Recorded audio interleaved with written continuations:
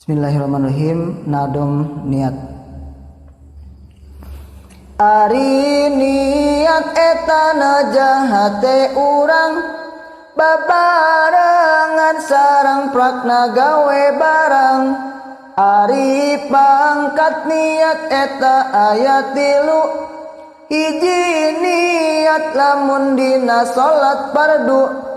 Hiji niat lamun dina salat fardu, maka wajib qasdu ta'yin sareng fardu, kaya ngucap usolli fardal maghribi, kaya ngucap usolli fardal maghribi.